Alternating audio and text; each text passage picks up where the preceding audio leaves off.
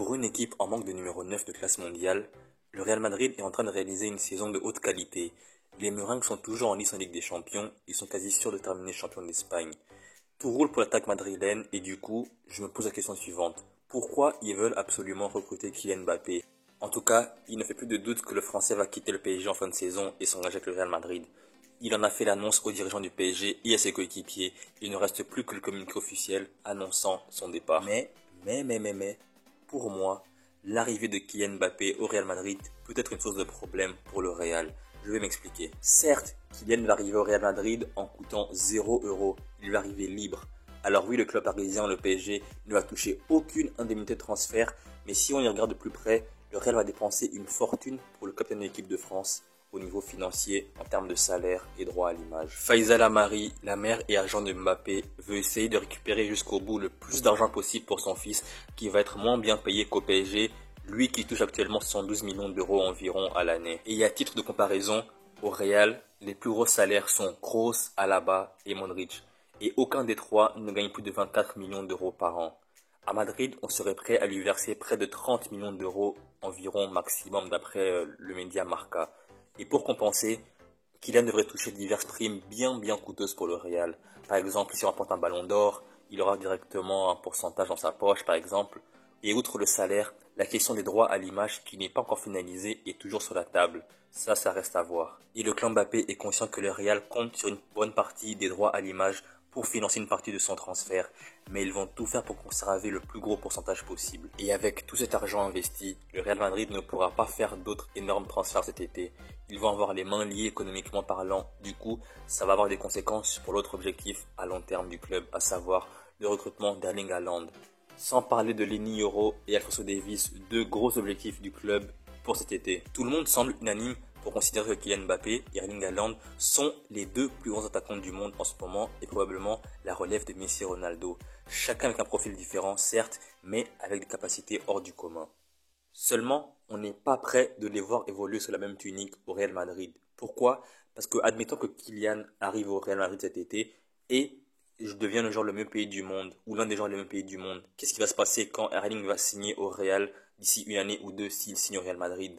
Il voudra un contrat similaire à celui de Kylian Mbappé et en plus de cela, il faudra lever sa clause libératoire qui serait de plus de 250 millions d'euros d'après divers médias espagnols. Donc clairement, si le Real Madrid veut les deux futurs cadors du football européen, il faudra faire des sacrifices, des gros sacrifices. En plus, ce n'est pas sûr qu'ils s'entendent très bien sur le terrain ensemble. Empiler des stars à gogo, ce n'est pas forcément une formule qui marche. On a pu le voir au début des années 2000 avec le Galactique, ça faisait peur sur le papier. Figo, Ronaldo, Beckham, Roberto Carlos, avec des joueurs formés à la maison du style Raúl, Guti. Ce n'étaient pas les années les plus glorieuses, les plus fastidieuses du Real Madrid, très clairement. Et Ivan Helguera, grand joueur du Real Madrid au début des années 2000, s'en souvient très bien. Yo creo que muchas figuras, muy buenos jugadores, pero bueno, no se ganó nada tampoco, ¿no? Entonces, en el Real Madrid es importante siempre ganar y todos los años. Así que sí que es una maravilla haber tenido ese tipo de jugadores, pero hay que saber equilibrar con una buena plantilla. Pero bueno, que venga Mbappé al Real Madrid creo que sería un fichaje impresionante y hacia arriba creo que sería difícil de batir el Real Madrid. Luego fuerza física también este Real Madrid tiene mucho más, yo creo que no tiene nada que ver, pero por eso te digo que hay que tener un poco de cuidado, pero vamos, que venga Mbappé, si es que viene al final, sería un fichaje impresionante para el Real Madrid.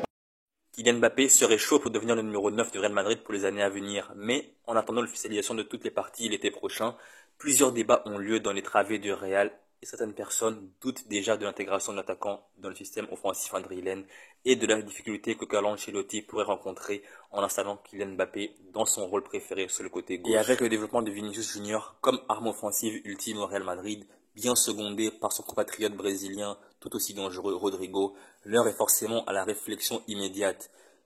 Si le talent de Kylian n'est plus approuvé, en tout cas il sera important d'éviter l'embouteillage offensif du côté du Real. S'il joue en tant que numéro 9 dans une équipe avec Vinicius, Rodrigo, Jude Bellingham, voire Brahim Diaz comme principaux partners et créateurs, Il lui sera alors très facile d'augmenter son total de buts et ainsi d'accumuler encore plus de distinctions individuelles, dont le Ballon d'Or qui reste un grand objectif pour le natif de Bondy. Ce sera alors au staff de Carlo Ancelotti de bien préparer les autres éléments offensifs déjà présents dans l'équipe à jouer toute l'année avec un numéro 9 bien différent de Jude Bellingham, Rosselló ou précédemment Karim Benzema.